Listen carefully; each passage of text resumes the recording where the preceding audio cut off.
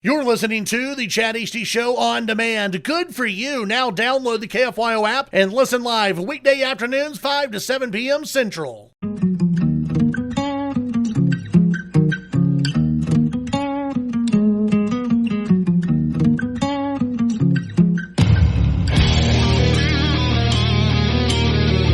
Broadcasting from the great state of Texas, this is the Chad Hasty Show. News and views with a Lone Star perspective.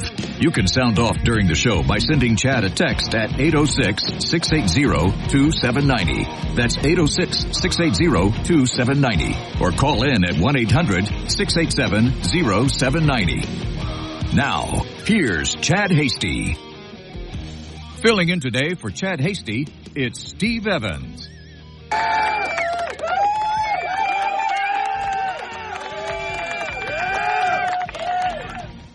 If you listen real close, you could hear Amy clapping, too. She was the loudest, very loudest. Hey, welcome to the Chad Hasty Show. Steve Evans hanging out with you today. We'll be here this evening, Amy and I, and then tomorrow, rounding out the year. Not just wrapping up the week, wrapping up the year of the Chad Hasty Show. I have no idea what we're going to do tomorrow. It's going to be completely and totally an attention deficit show. You bet. Last show of the year, we have to do it. We have to. It's got to bounce all over the place. It's going to be one of those shows that might just, at the end of it, you may just be left with just, what? What just happened? It may be one of those. I don't know. Haven't decided yet. And it's really not something I decide. It just happens that way. We start off, and then you, the lovely listeners out there, know how easily I can be sidetracked, and you start in on the text line, and it just goes downhill from there. But hey, those are typically the most fun. That's the time when I get off the radio and go, wow, that was fun. That was a cool show.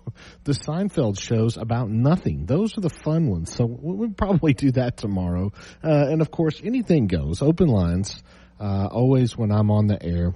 Love to hear from you, 806-680-2790. And then we're scheduled to be on with you January 2nd and do the first show of the year. But I think Chad's going to be back.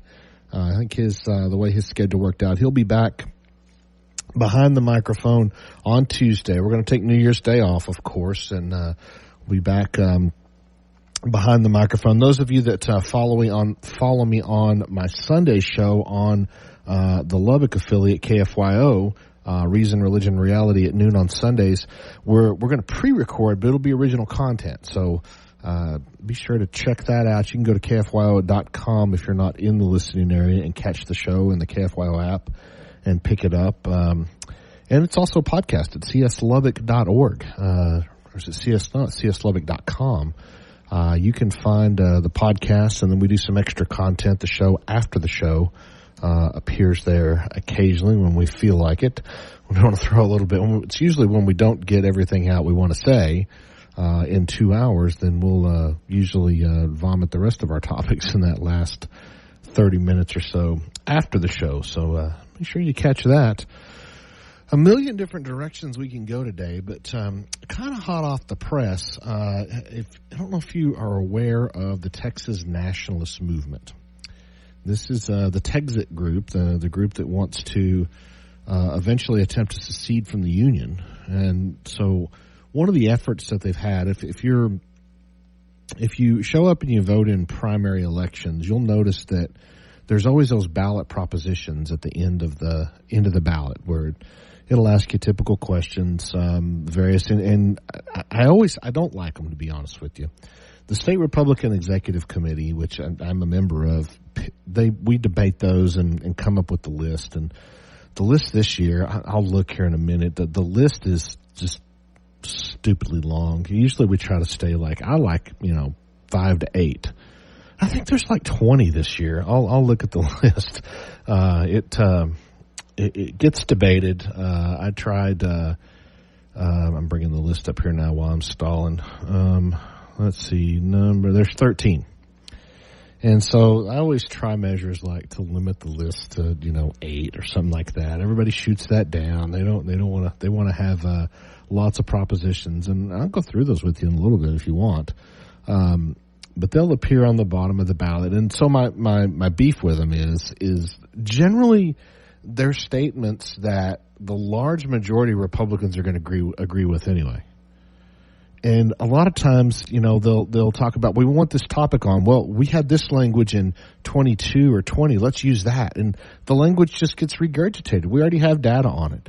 And the idea is it's the data is used to then go at the legislature and see Republicans want this.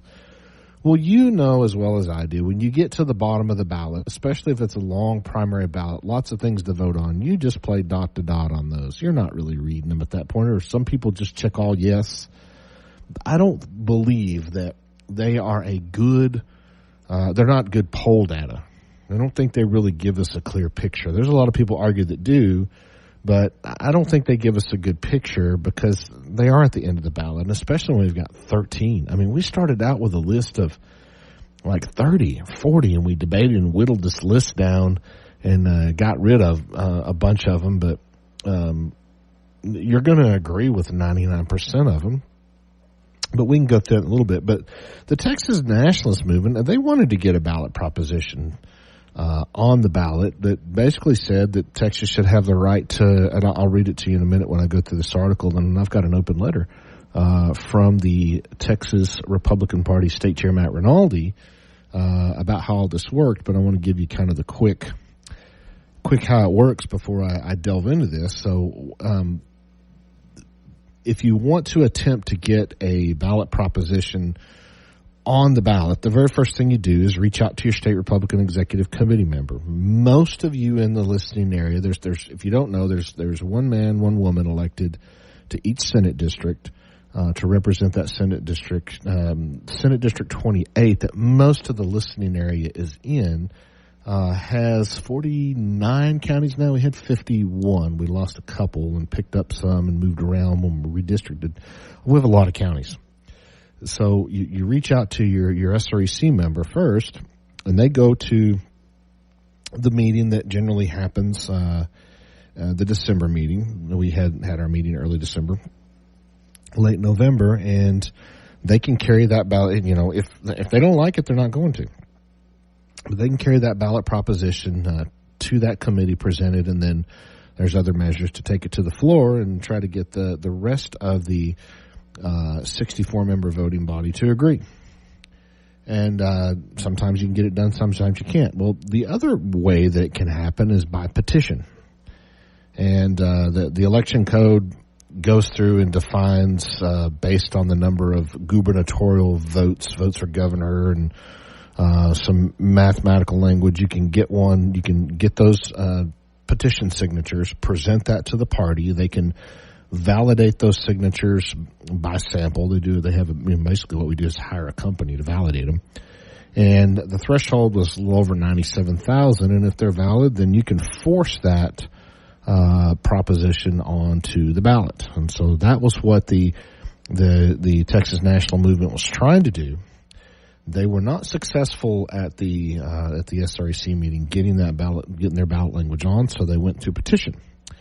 So it was rejected. We rejected the state party rejected the petition to place the question of Texas secession on the 24 primary ballot, and the group behind the effort has promised a lawsuit. They probably will. They're interestingly pretty well funded, from what I can tell. They're able to move around and show up at meetings and.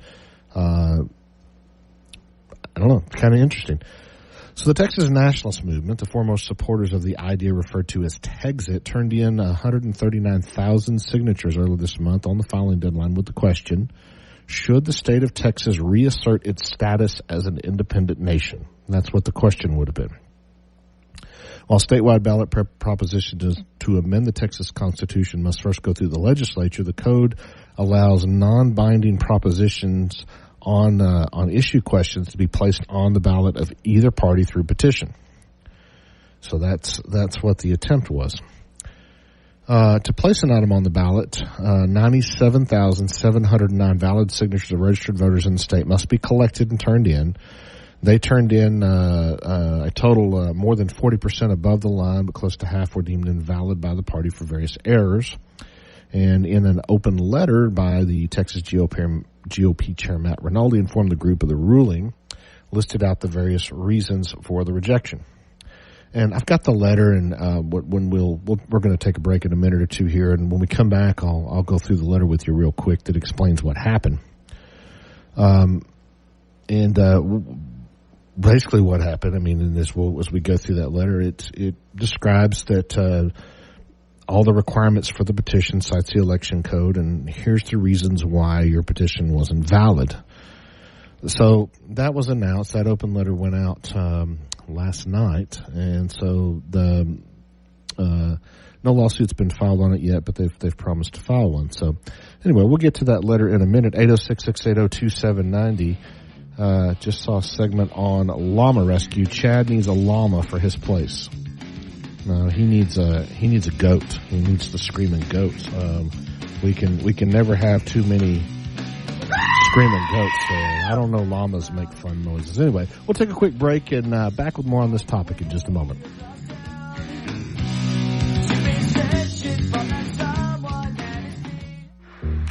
The Chad Hasty Show can be heard all over West Texas, weekdays from 5 to 7 p.m.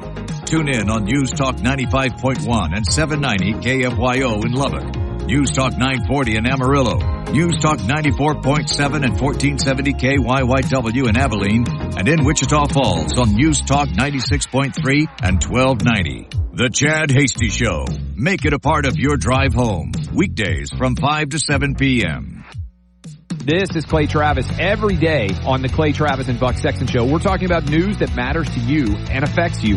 Whether or not Trump would be a president of retribution. This is the term you'll hear a lot, right? Is he going to come into office and it's interesting. They're trying to lock him up, right? But they're worried that if he becomes president, then he'll lock all of them up. This is Buck Sexton. While you're working, spend your middays with Clay and Buck, and then drive home with Chad Hasty, weekday evenings from 5 to 7 p.m. Sean Hannity and Chad Hasty, weekdays on News Talk 95.1 and 790 KFYO.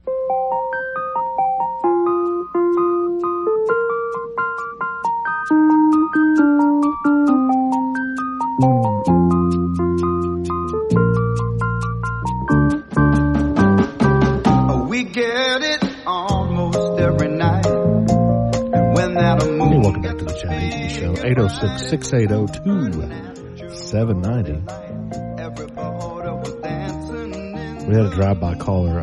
Amy's trying to tell me what he was asking. He was wanting tickets to our show. But we're out live somewhere. I mean, we do remotes on occasion. Chad will do remotes on occasion, and he'll announce those. We're locked down. You can't come watch us as much as, I mean, Amy can give you her Venmo, and you can, we can say how much would tickets be? $200. We can sell you a ticket for $200, and we'll give you like a personal autograph or something. I don't know. No, it's thanks for calling. If you're listening, we're not anywhere you can watch the show. We're in the studio, locked down, but we get to hide. I don't really have to wear pants, I don't guess, if I don't want to. That's how locked down we are.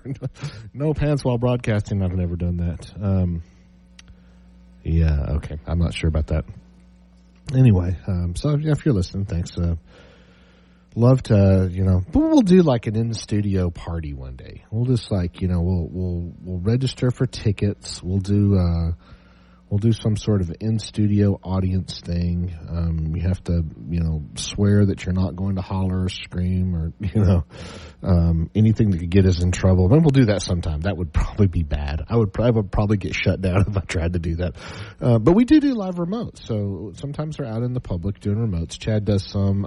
I do them occasionally on my Sunday show. We are out in the public. And Chad would love to travel. So if you'd like to host Chad, especially you'd like to go out of town. So Abilene, Wichita Falls, Amarillo, you guys out there in that area, if you've got a business you'd like to promote and you'd like Chad to broadcast,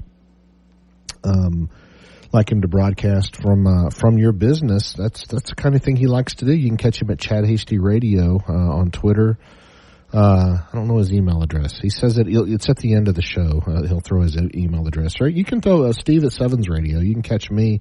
I'll relay it over to him if you'd like to do a live remote. And he can get you the prices to travel up there and do that. But he's always open to doing those and helping you promote your business. So when we went to the break, we were talking about this open letter that Chairman Rinaldi sent to the Texas Nationalist Movement president, Daniel Miller. Let's see. It says, Mr. Miller's, as this is a matter of importance to the members, delegates, executive committee, and office holders of the Republican Party of Texas, I'm drafting this response to the December 11th 23 voter petition filing of the Texas National Movement as an open letter. And I did get cleared. It was for public consumption. Section 172. Blah, blah, blah. The Texas Election Code states voters by petition may require that a proposal to include a demand for specific legislation or any other matter in a political party's platform or resolutions be submitted to a vote in the party's general primary election by placement on the primary election ballot. Further in the code, the minimum number of signatures that must appear on the petition is 5% of the total vote received by all candidates for governor in the party's most recent primary. The code also says, as 1.9 million plus total votes are received by all Republican candidates. The code requires 97,709 signatures to place a matter on the ballot. So that's the code. On December 11th, approximately 12:05 p.m., you submitted 11 boxes of petition signatures on behalf of the Texas National Movement in support of ballot proposition.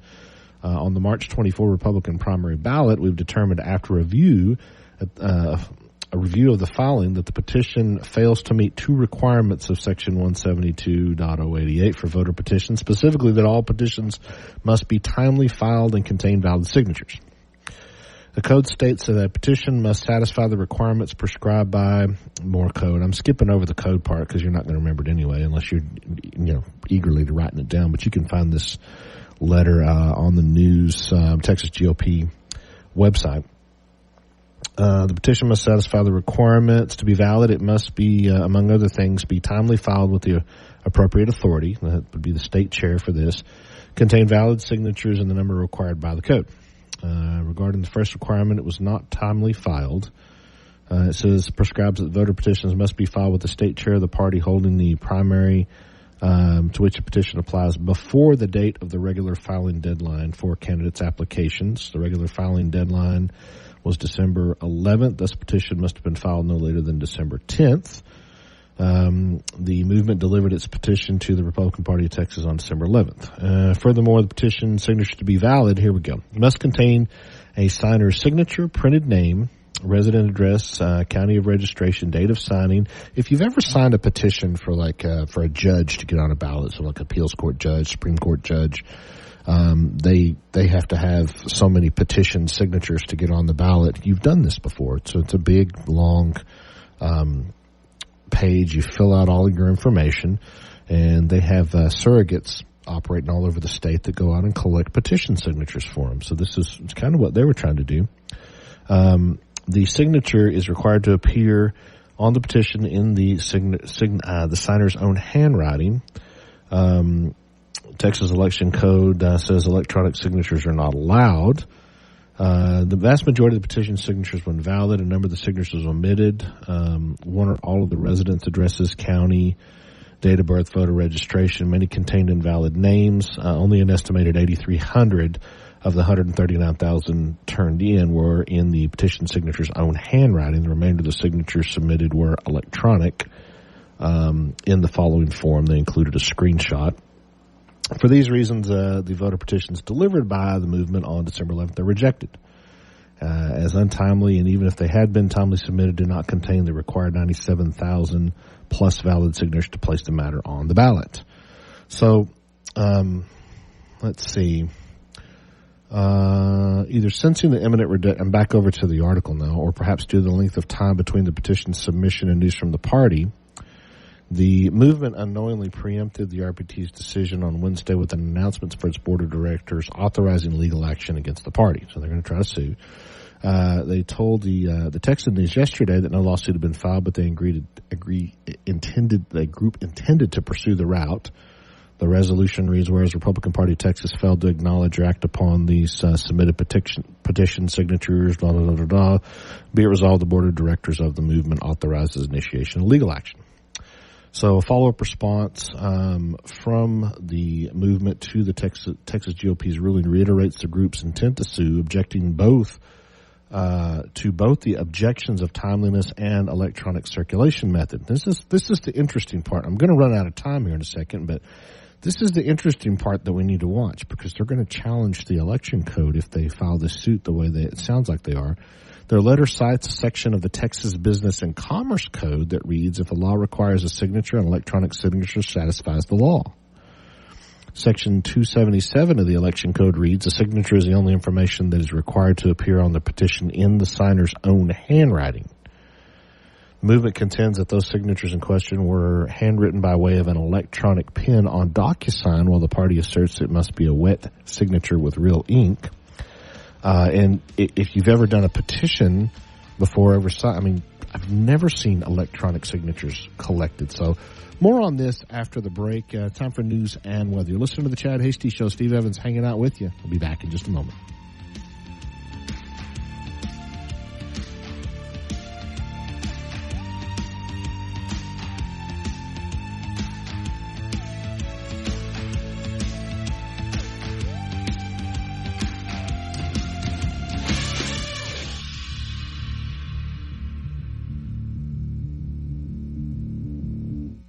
Chad Hasty's Spotlight on Texas business every Wednesday afternoon from 5 to 7 p.m. Brought to you by Texas Mutual Insurance. Texas safe, Texas strong. We live Texas. We breathe Texas. The landmarks, the swagger, and the lore make us who we are.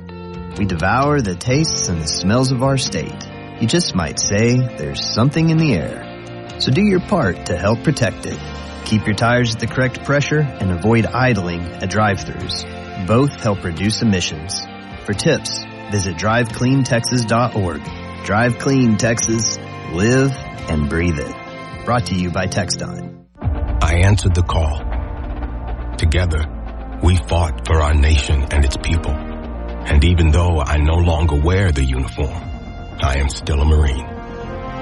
My service has come full circle. I will continue to support my country and my community. Then and now, Semper Fidelis remains my promise. Always faithful, always Marine. The news and talk of West Texas. News Talk 95.1 and 790 KFYO.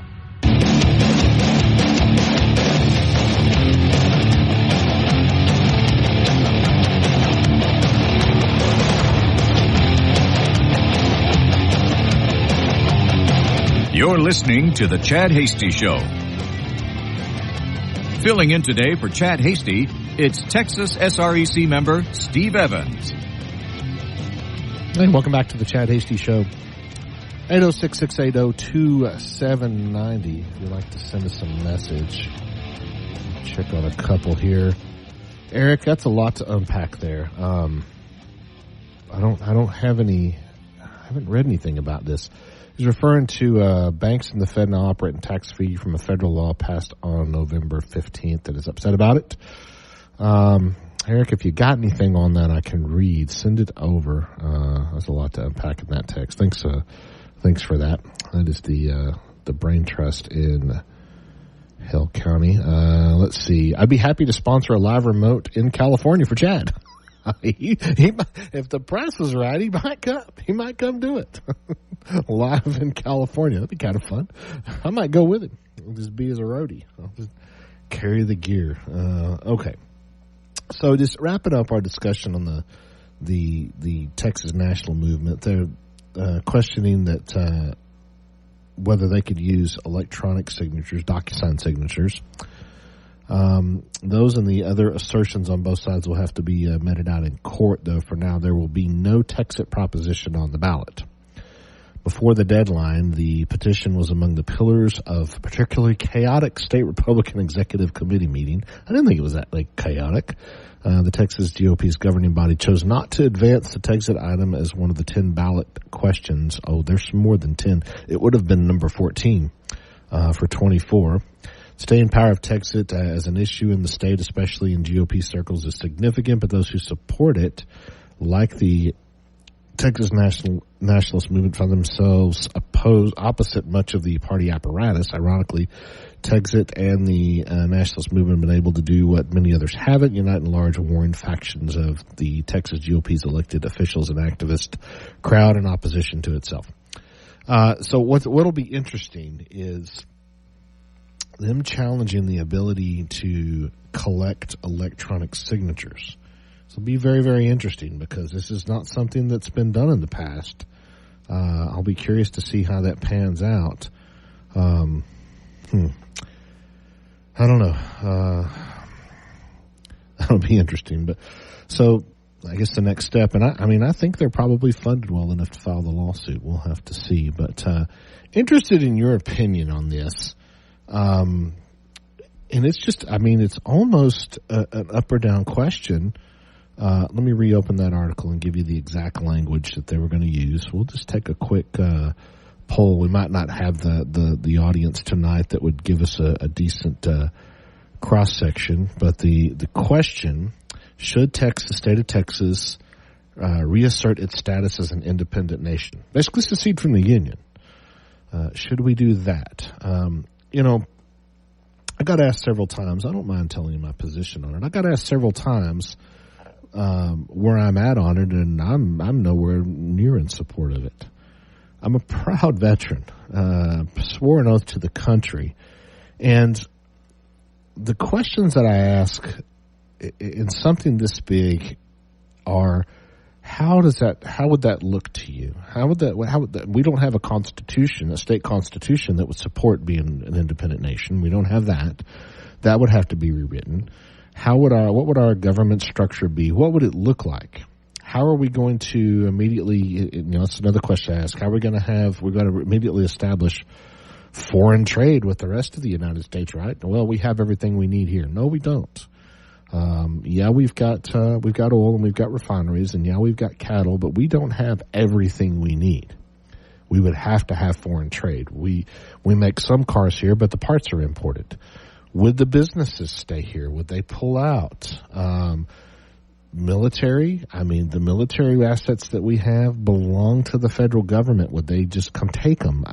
There's a lot of questions there.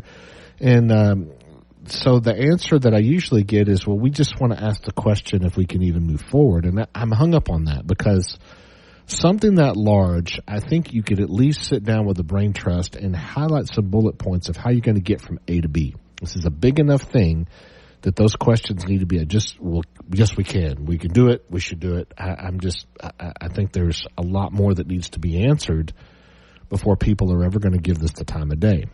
But I'm interested in what you think is, should Texas secede? 806-680-2790. And your thoughts on it, if you'd like to add in what you're thinking on it. I don't know. It's a very complicated discussion. And when I talked to it, I'll tell you this, I was impressed by the Texas Nationalist Movement's presence at the Texas GOP meeting. They were there in force. They actually had a big party. We had fun with all of them. They're all a lot of them are people that we know. That some have been around the party and been delegates to the state conventions, and there's some in my Senate district that I know. Good folks. And they seemed to be very well funded and very well organized and nice people. But in those conversations, I just couldn't get the answers I was looking for. It was just, we must get this question on the ballot to see if this is what Texans want. And I don't think Texans are even ready to discuss this yet. But we'll see. We'll see how the lawsuits pan out. But if you'd like to weigh in on that, 806-680-2790. Happy to hear from you on that matter. Also interested, and so, we didn't tell Amy, and I don't think Nick did in his Passover when he was kind of re-familiarizing her with the Chad Hasty Show. On Friday, Nick gives a question of the week. And so the thing about it is not only do you have to do the question of the week, but there is a tremendous burden now on your shoulders. I hope you can sleep tonight thinking about this. You have to do question of the year. I mean, this is the final question, and it can be anything that you want an opinion on. Sometimes Nick will throw favorite movie. Sometimes he phones it in. I mean, he just phones it in because he hasn't thought of anything, and he remembers it last minute. Oh, Nick's question of the week. He phones it in. So you think about it. We're going to do Amy's question of the year tomorrow. So she's got time to think about that. It's going to be fantastic. And then, of course, we get the listeners' response and answers. 283. I can answer a lot of your Texit referendum questions. Give me a number to call. 38% of us are veterans. I feel like we've talked before. Well, we've talked before. We've discussed this before, but I don't think all my questions are answered. But anyway, I'm willing to have the discussion with you. I mean, like I say, everybody I visited with are good people. This will be interesting. So interesting to see how those lawsuits will play out too, because that's challenging a major piece of the election code. So let's take the break. 806-680-2790. Back with more Chad Hasty Show in just a moment.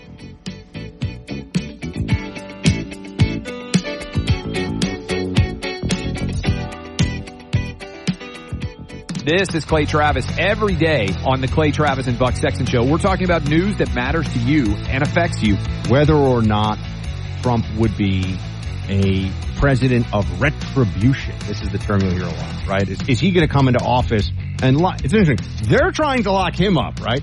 But they're worried that if he becomes president, then he'll lock all of them up. This is Buck Sexton. While you're working, spend your middays with Clay and Buck, and then drive home with Chad Hasty, weekday evenings from 5 to 7 p.m. I'm Ryan Seacrest. First responders are people who stand for a greater purpose.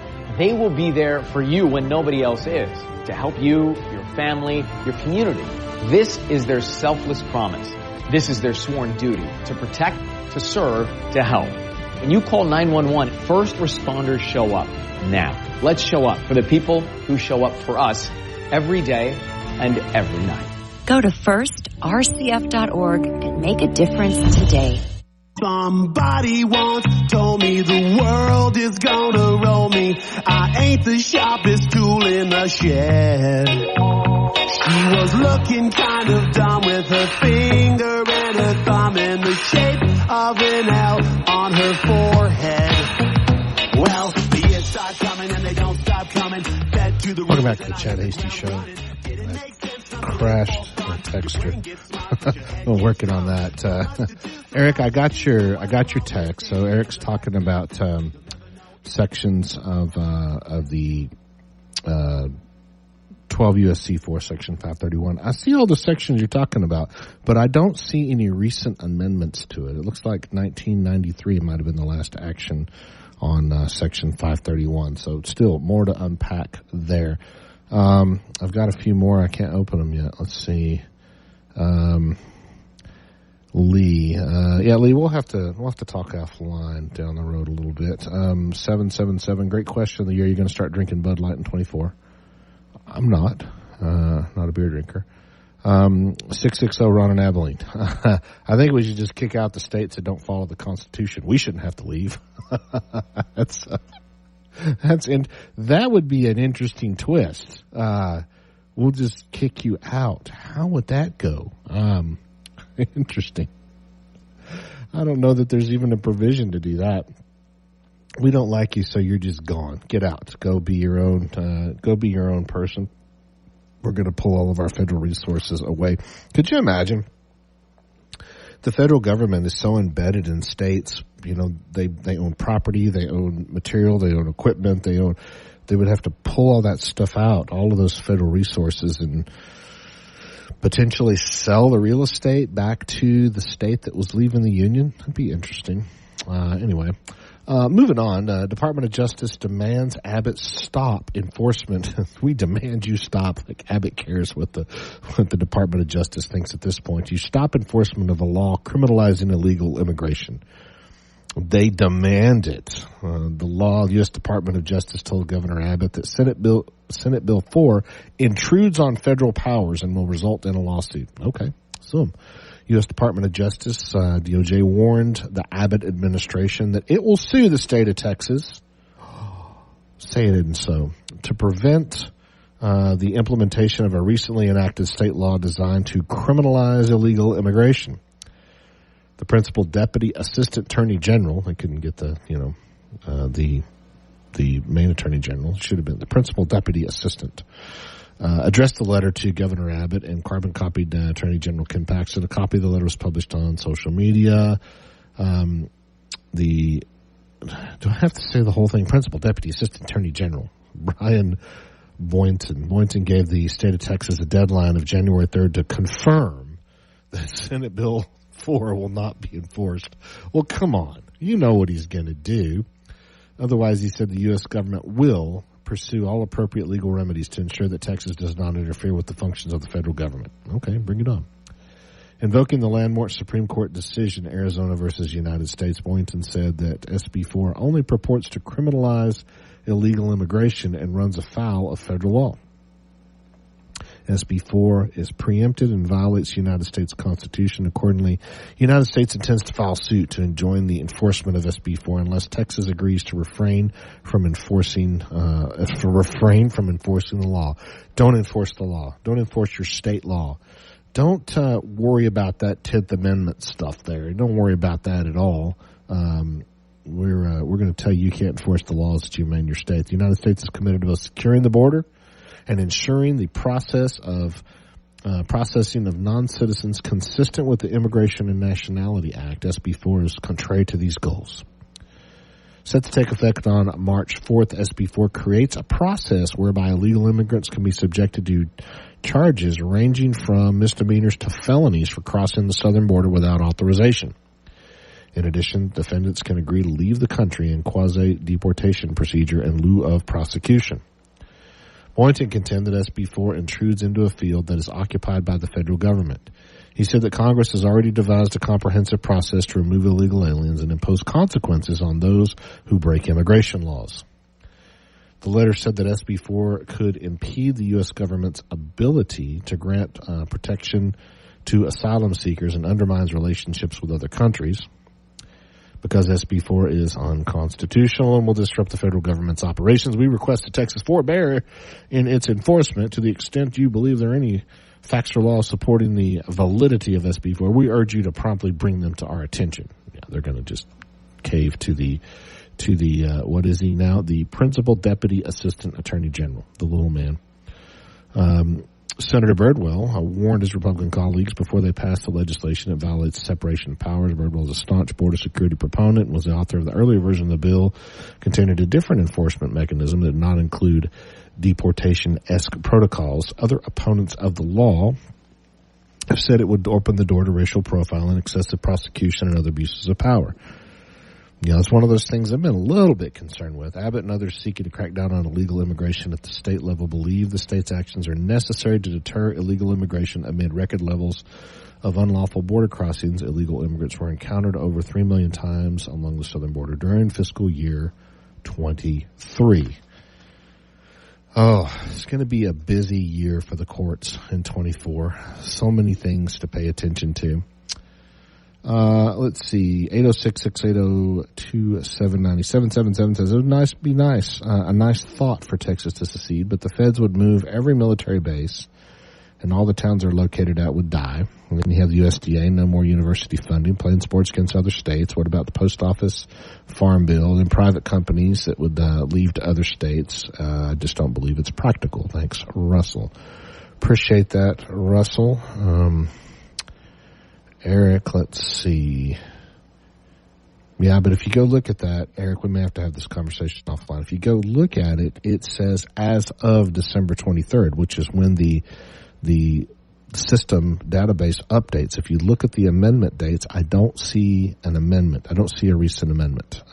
That's the part I'm hung up on.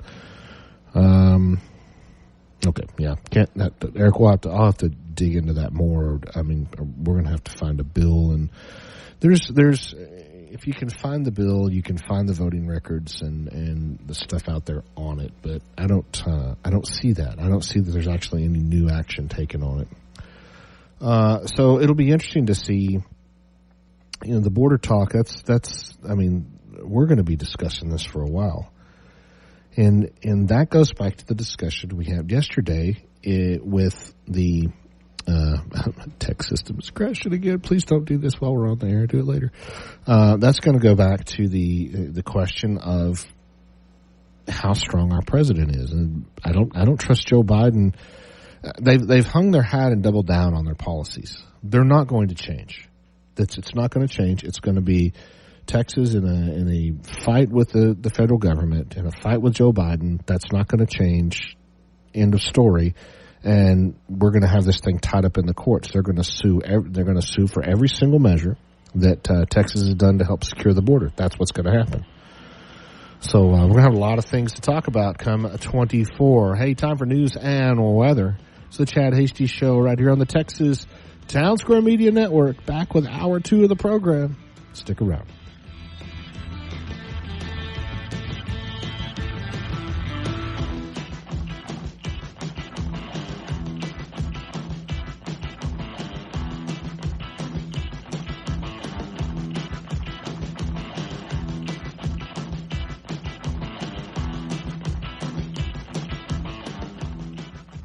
The Chad Hasty Show, a presentation of the Texas Town Square Media Network. The views and opinions expressed during the Chad Hasty Show are not necessarily the views of this station staff, management, advertisers, or Town Square Media.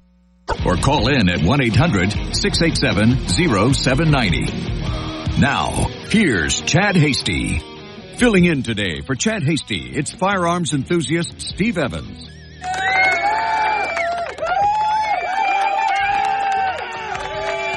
All that coming from the live in-studio audience. Funny if we had a live in-studio audience, the way they do sitcoms. Welcome back to the Chad Hasty Show. Hour 2 of the program. Only 3 hours of Chad Hasty Show left in 23. And listen, I am good riddance to 23. I am so ready for this year to be over. I have had probably the worst year I've ever had in my life. Just the number of different stupid things, from cheating death to, I mean, you name it. It's been the worst year. I'm so ready for it to be over. I'm welcoming. I mean, there's like, somebody sent me a meme today, and it talks about like an old Irish tradition or something. You leave your front door open at midnight so you can let the old year out and let the new year in. I'm opening every window, every door. Why my house is going to be wide open at midnight. Don't come in. You'll get shot, but my house is going to be wide. I'm letting 23 out. We're cleaning that place out with 23 and 24. I just hope it's a better year, because man, what a tough year. I do have a text. Lee, I'll put this out. So the Texas National Movement have, you can go to texitnow.org. It's a lot of content in there. Go peruse it. And get those decisions for yourself. There's some contact information if you want to contact someone from the movement and get more questions answered. Robert has joined the show. I'm not squirrel. Yeah, it doesn't work that way, Robert. You don't just get to say squirrel. You have to have something of substance. Eric tried to do it, but it was too much for me to unravel while I'm on the air. He threw a heavy topic out, like I'm having to research legislation. I can't do that while I'm on the air, but it has to just be a topic we can quick fire on if you want it to work. But thanks for listening, Robert. Glad you're out there this evening. Still haven't heard any of you want to throw out what your New Year's plans are. My plans are to stay indoors. I'm probably not leaving the house. There are, I've got some friends in the sheriff's office, and like, they'll come out to parties, but they're gone by like 7, 8 o'clock. Go home. They get their families out of there. They're not staying out because they've worked they've worked way too many wrecks on New Year's, and they're not going to do it. And I'm not either. I'm not going out. They will. I'm thinking about hors d'oeuvre night, just heavy hors d'oeuvres, maybe like football food, a bunch of finger food, that kind of thing. I'm throwing, adding a little bit of vinyl here and there. I'm not Swiftie yet. Don't have any Swiftie albums, so I'm not going to break my record player with that. But probably just do a bunch of food and listen to some records and whatever, and catch some of the New Year's Eve shows. It's probably what we'll do. Countdown, and I'll be in bed by 12:05. That's probably what's going to happen. It'll all depend on when I light my last cigar of the evening, and how long it's got left to burn will determine when I go to bed. So, might catch a movie, may do Netflix, and then this is great this year because you've got the day to recover. A lot of times you don't, especially like New Year's Day falls on Sunday, you're still partying all day Sunday.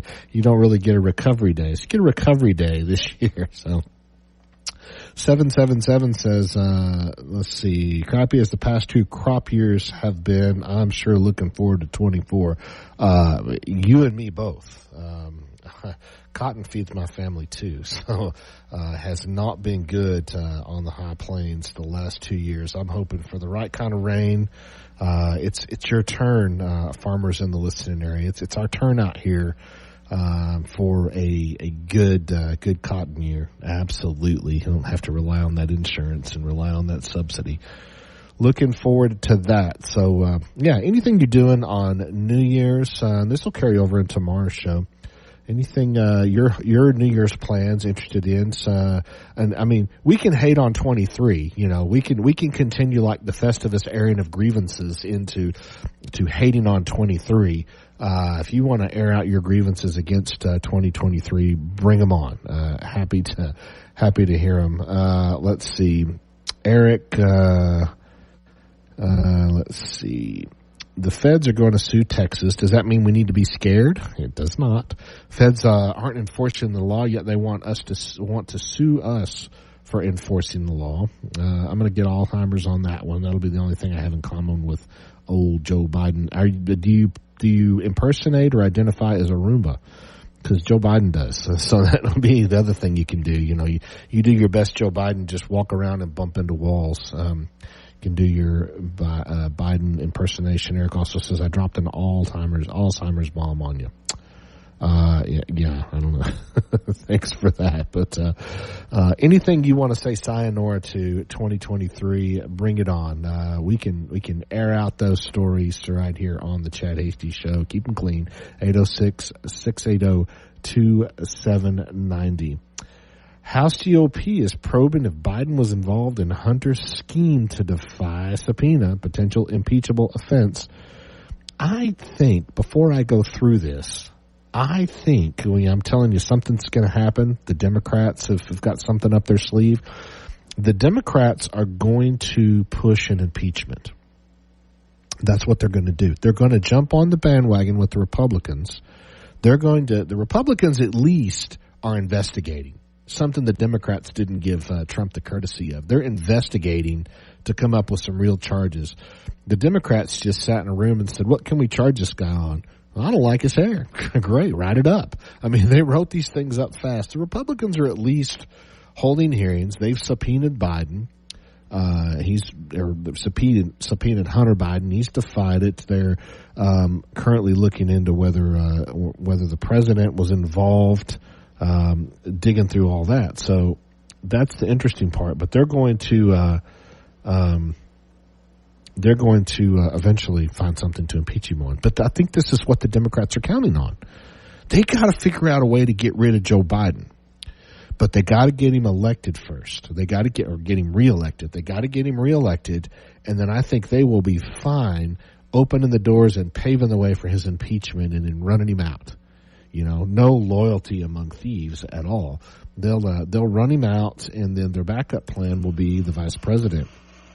So the question's going to be, are we going to see Kamala Harris Part 2 And if they do that right off the bat at the start of the term, then they'll get her almost a full 4 years, and then try to run her again. She'll be worse. I mean, she might be more in charge of her decisions, but she'll be just as bad. I mean, good grief! Can you imagine President Harris? That would be the way they would try to shoo her into the Oval Office, I think. So, and you're hearing buzz about that. There's news stories. There's buzz starting to circulate around, and Democrats starting to talk. That House Republicans starting to talk. I'm sorry, that didn't even make any sense. Democrat House members are starting to talk about how they would side with the Republicans. I got tongue-tied there for a second. I apologize. So when we look at this, House Republicans are investigating whether President Biden was involved in his son's scheme to defy his subpoena. They're going to connect the president to everything Hunter did eventually, to his dealings overseas, to the mysterious laptop. They're going to connect him to everything. This is the vessel. They're building the case. Deposition earlier this month, the conduct they say could constitute an impeachable offense. We can do better than just that, though.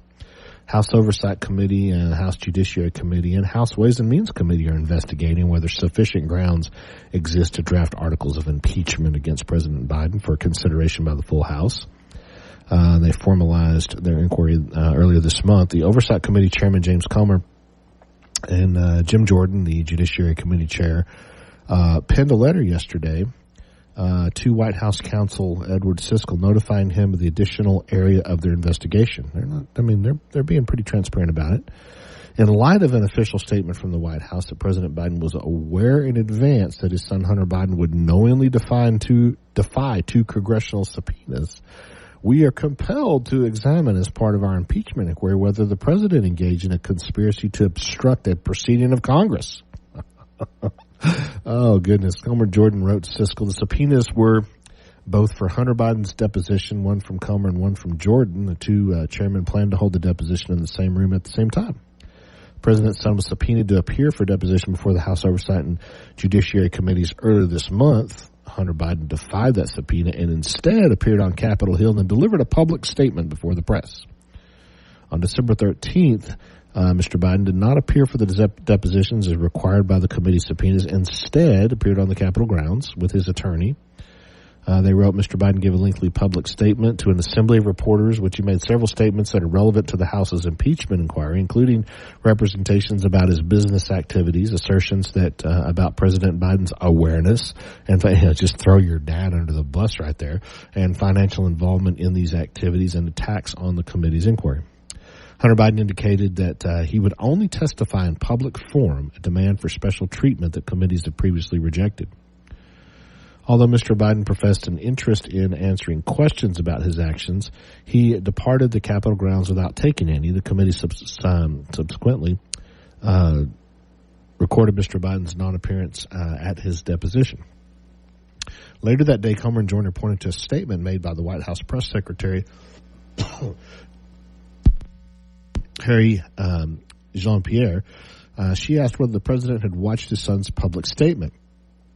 She stated that President Biden was certainly familiar with what his son was going to say. Of course he was. Mrs. Jean-Pierre declined, however, to provide any further details about the president's actions on whether the president approved of his son defying the congressional subpoena. Of course he did. Don't go in and talk to him. They'll find out about me is exactly what he told him. The chairman pointed to criminal code, citing the sections which states that it's unlawful to corruptly endeavor to influence, obstruct, or impede the due and proper exercise of the power of inquiry under which any investigation or inquiry is being had by any committee of either House or Joint Committee of Congress. So it'll be interesting to see how they tie this all together. But it's coming. It's coming. The Republicans are going to be the vessel for the Democrats getting rid of Joe Biden. It's what they want. Time to take a quick break, and we'll be right back. 806-680-2790. Stick around. I heat up, I can't cool down. Got me spinning round and round. The Chad Hasty Show can be heard all over West Texas, weekdays from 5 to 7 p.m. Tune in on News Talk 95.1 and 790 KFYO in Lubbock, News Talk 940 in Amarillo, News Talk 94.7 and 1470 KYYW in Abilene, and in Wichita Falls on News Talk 96.3 and 1290. The Chad Hasty Show. Make it a part of your drive home, weekdays from 5 to 7 p.m.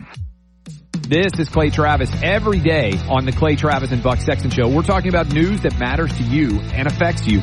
Whether or not Trump would be a president of retribution. This is the term you'll hear a lot, right? Is he going to come into office and it's interesting. They're trying to lock him up, right?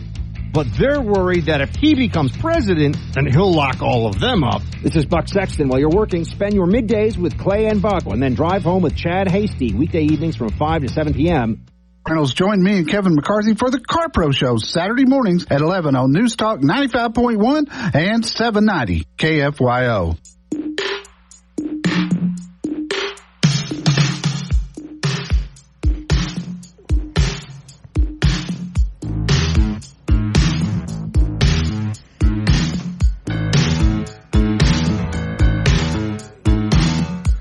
Hey, welcome back to the Chad Hasty Show. 806-680-2790. Wow, I got breaking news. There's like so much Trump ballot news. We'll get to that in a minute. Let me open that tab. I've got my news prompters are popping off like crazy. 791, Mark in California. Kamala was a train wreck in California. Coastal elite covered for her. Now, as VP of the nation, knows she's an idiot. Democrat Party understands, too. Oh, they do. They know they have a problem.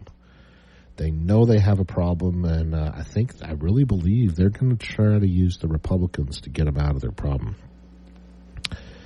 Okay, let's see. Eric, there's just so many from you.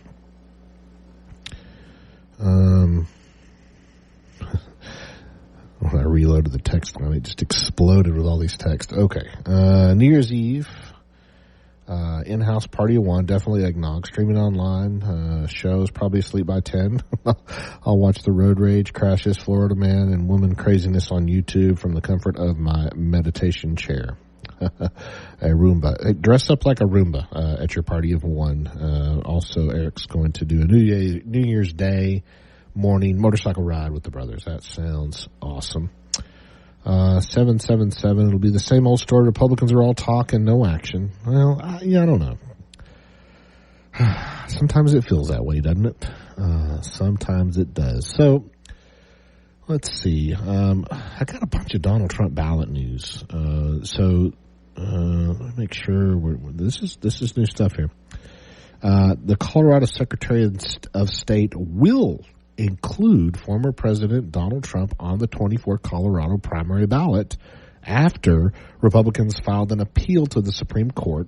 Yesterday, the Colorado GOP filed an appeal with the U.S. Supreme Court after the state Supreme Court's decision to remove Trump from the primary ballot.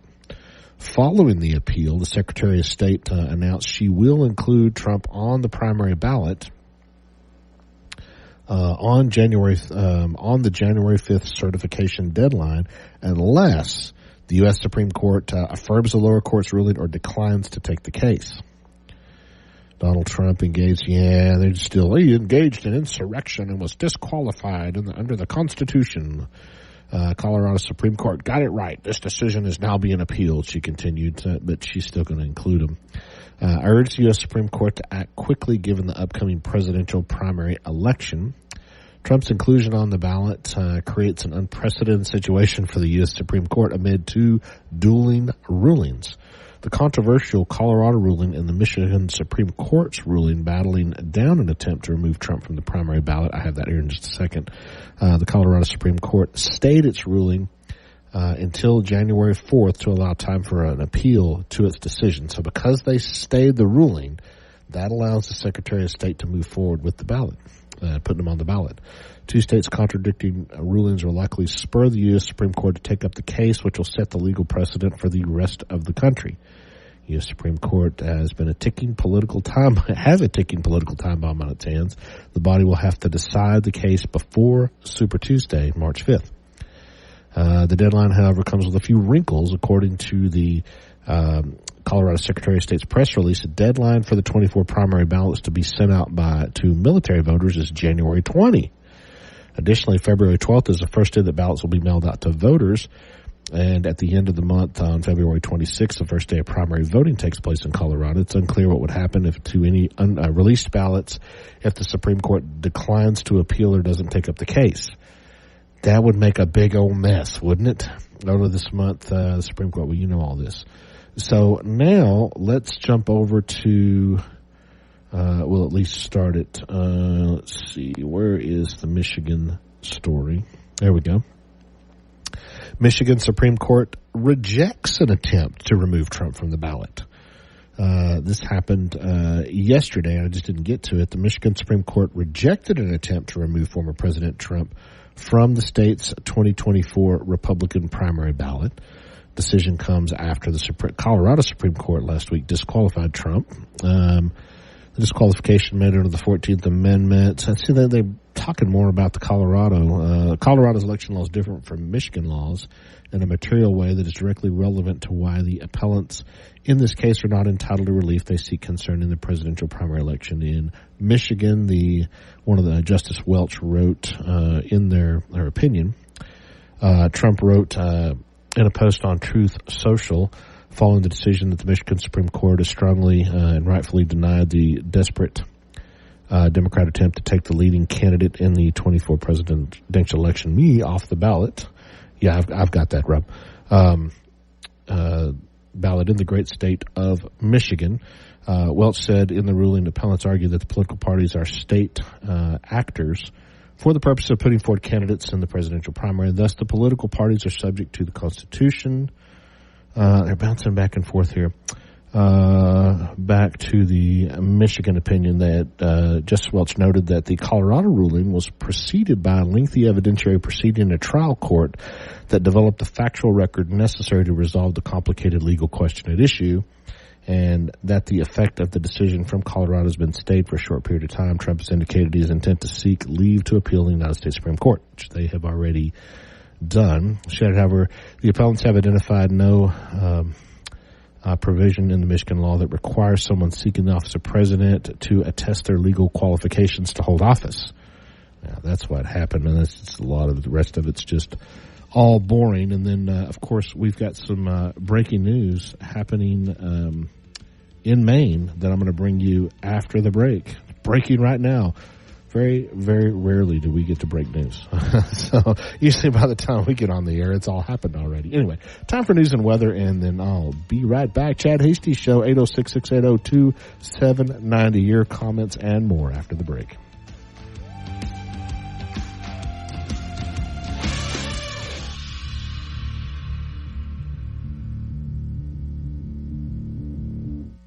Call in to the Chad Hasty Show at 1-800-687-0790. The Chad Hasty Show, broadcasting on the Texas Town Square Media Network. Today's markets from the Texas Department of Ag. Well, howdy, neighbors. Texas feeder cattle auctions were mixed, reporting prices $5 higher to $10 lower. Texas Weekly Direct reported prices steady and cattle futures mixed.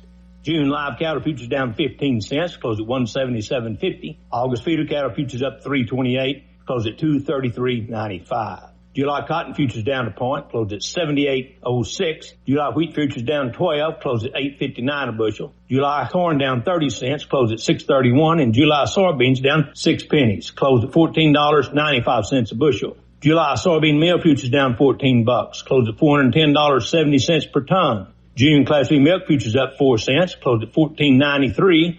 August crude oil futures down 35, closed at 69.16 per barrel, and the Dow Jones down 219 points, closed at 33,727. And that's market roundup from the Texas Department of Agriculture. I'm your commissioner, Sid Miller. And remember, friends, Texas agriculture. The news and talk of West Texas. News Talk 95.1 and 790 KFYO.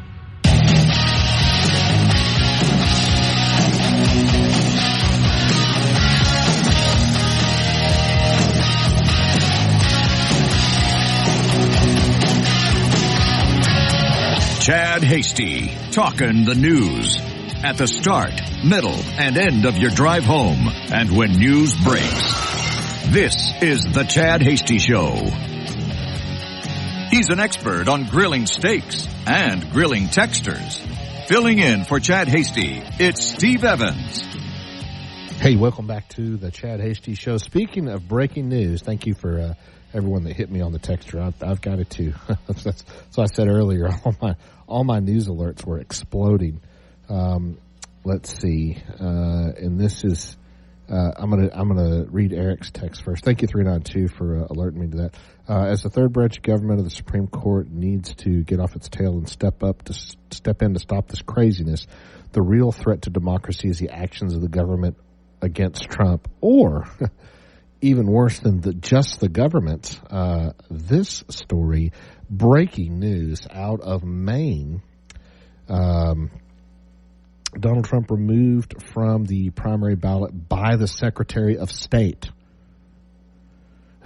Maine barred Donald Trump, and this just happened, from the primary ballot, becoming the second state in the country to block the former president from running against, and they say Maine, an individual did it, under a part of the Constitution that prevents insurrection from holding office. The decision by Maine Secretary of State Sheena Bellows is sure to be appealed.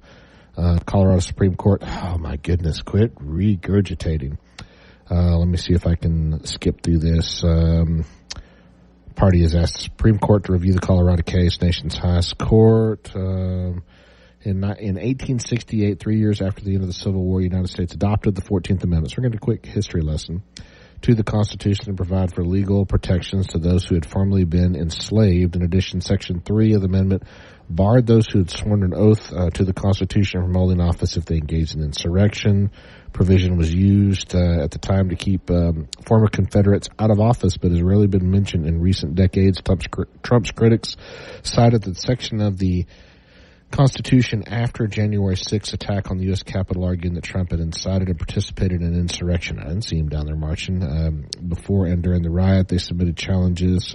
So far, only Colorado and Maine have sided with those. Okay, it's a terrible article. Let me skip over to, let me go find this one. Let's see. Okay, this one's better. Portland, Maine. Maine's Democratic Secretary of State removed former President Trump from the state's presidential primary ballot under the insurrection clause, becoming the first election official to take action unilaterally in a decision that has potential electoral college consequences. Maine has just 4 electoral votes. It's one of 2 states to split them.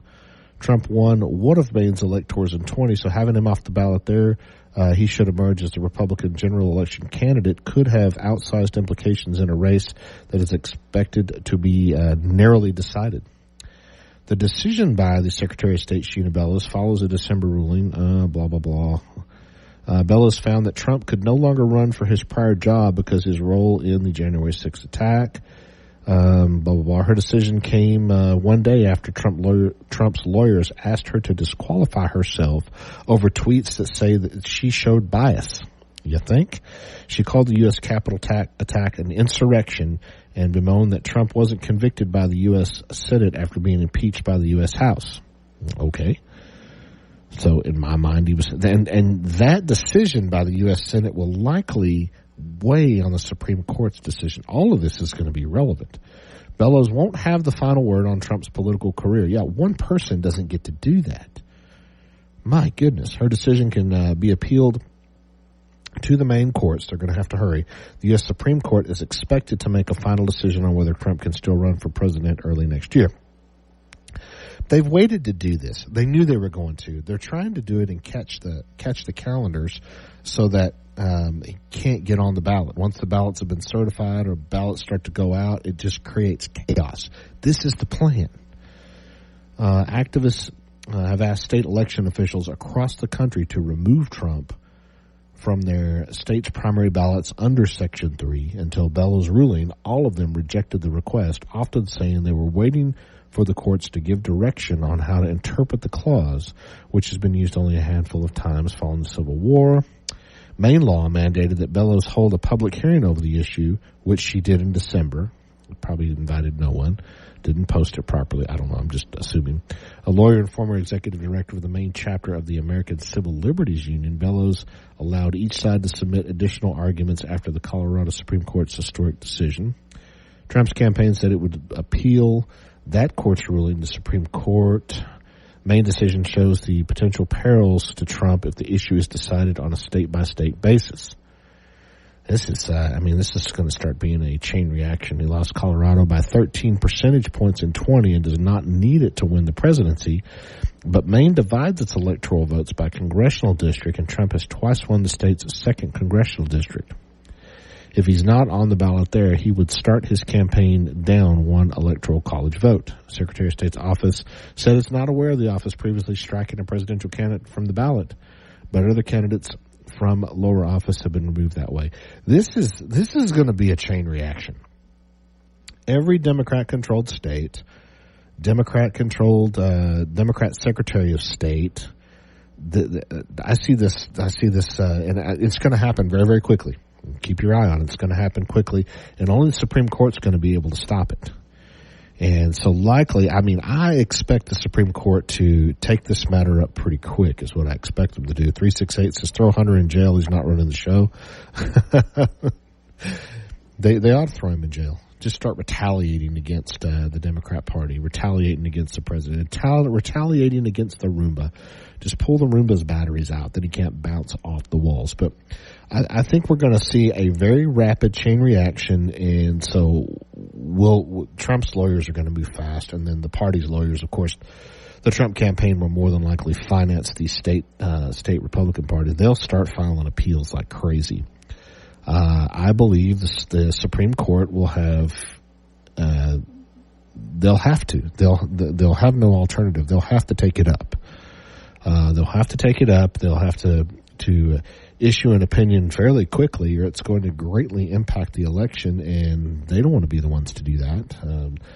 I suspect they're going to undo all this ridiculousness. That's what I think. I think they'll undo Maine. I think they'll overturn Colorado's ruling. I don't think they'll uphold it. I think they'll overturn it. And then we'll see that they're going to have to first rapidly appeal in Maine's appellate court and then get a ruling there. And, of course, they could probably drag their feet, too. They could. I don't know, you constitutional scholars out there, can they bypass the Maine appellate court and just ask the Supreme Court to pick that up because of the urgency? I don't know. They may be able to. Let's, I'll tell you what, let's go ahead and take the final break of the hour, final break of the evening, and we'll be back to wrap up the show right here on the Chad Hasty Show, 806-680-2790. Get your final text in. We'll be back in a moment.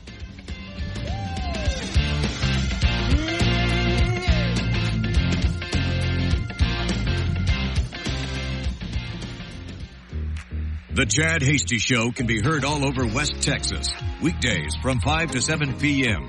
Tune in on News Talk 95.1 and 790 KFYO in Lubbock, News Talk 940 in Amarillo, News Talk 94.7 and 1470 KYYW in Abilene, and in Wichita Falls on News Talk 96.3 and 1290. The Chad Hasty Show. Make it a part of your drive home, weekdays from 5 to 7 p.m. Speeding tickets aren't cheap, and they can make your insurance rates go up too. So if you don't remember anything else from this commercial, remember this. Slow down or pay up. Also, if law enforcement pulls you over for speeding, they'll check your license and registration. So be ready for that. Basically, if you ever wonder if speeding is worth it, the answer is pretty obvious. No way. Speeding is dangerous and expensive. So slow down or pay up. Be safe, drive smart. A message from TxDOT. Pro shows Saturdays from 11 a.m. to 1 p.m. on News Talk 95.1 and 790 KFYO.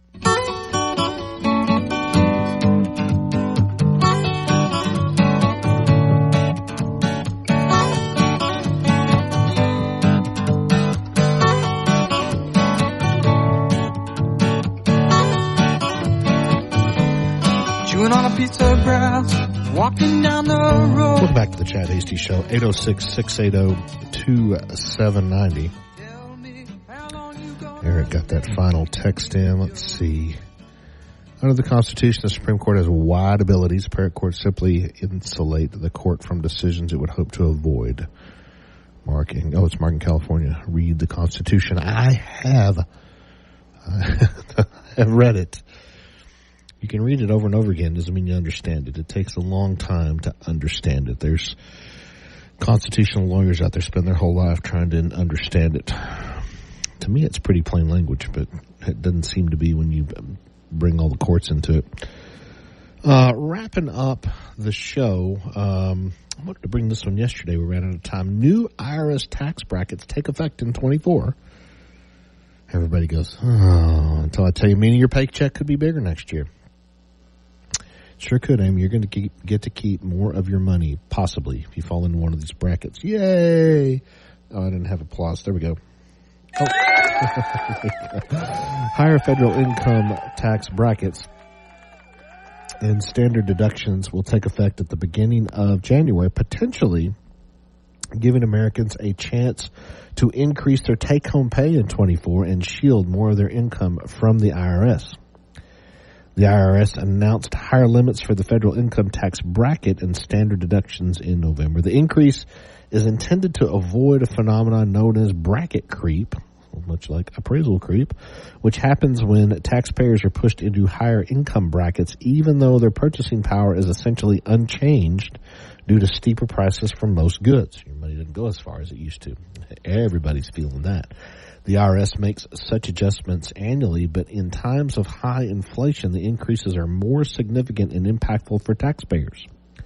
Although inflation has fallen considerably over the past year, it remains higher than both the pre-pandemic average and the Federal Reserve's 2% target.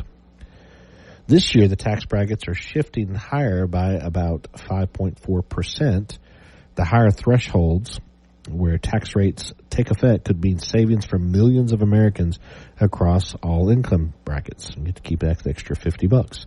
Here are the changes unveiled by the IRS. The inflation-adjusted elements will apply to the 24 tax year, meaning returns filed in 25, not the one you're about to file.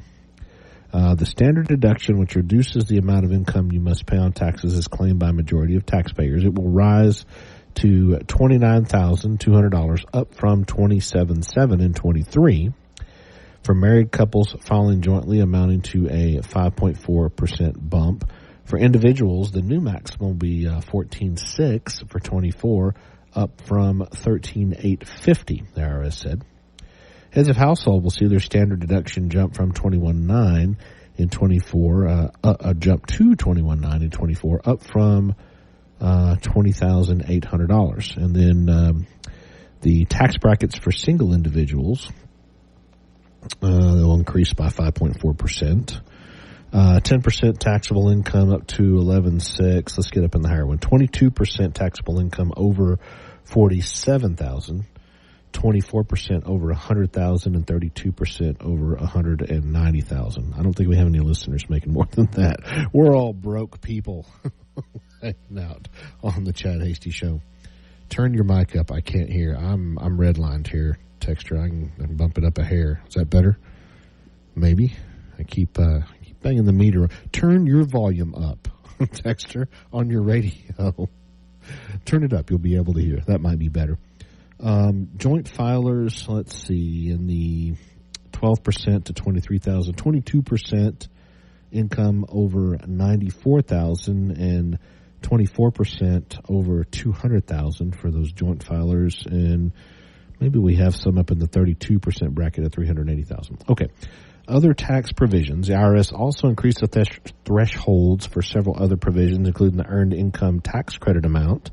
Families now eligible to receive $7,830 if they have 3 or more qualifying children. That's up about $400 over 23. Employees can also contribute more to their health flexible spending accounts, with the maximum contribution going up about $150. So, I mean, we're ending on some positive news. It's not a lot of money, but nowadays every single penny counts, doesn't it? Fortunately, I caught some gas for $2.29 a gallon today. That's better. It's better than I've paid in a good while. So, encouraged by that. Absolutely. So, anyway, so tomorrow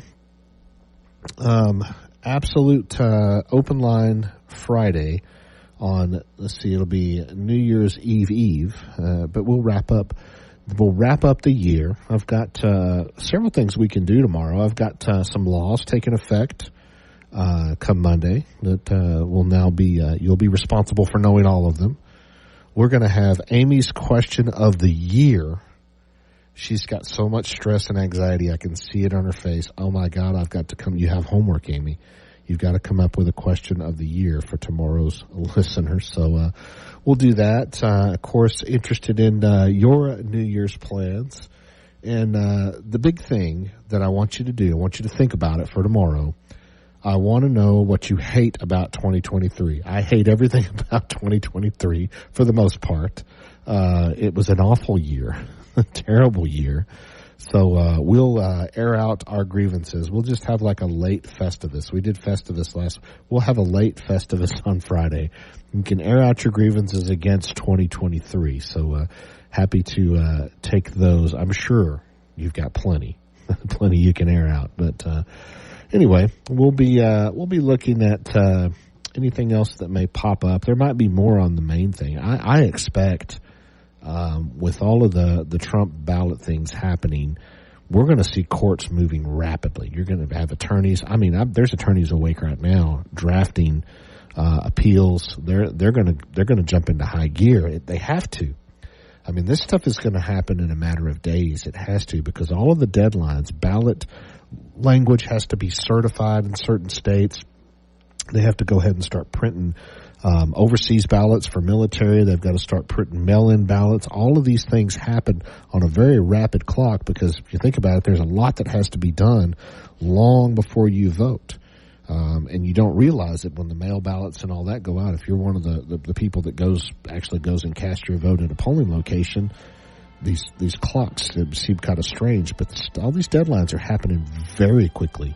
So we'll watch this unfold. Chad will have a lot to deal with in the next couple of weeks, seeing how all of these legal battles unfold over Donald Trump and his position on the ballot. Enjoyed being with you this evening. Always do. Make sure you tune in with us tomorrow when we wrap up the year of the Chad Hasty Show. Hey, you can even text in with your favorite Chad Hasty moments of the year, and we can pick on Nick because he won't be here. Just Steve and Amy back in the hot seat tomorrow. It's the Chad Hasty Show on the Texas Town Square Media Network. Have a great evening. I'll see you tomorrow.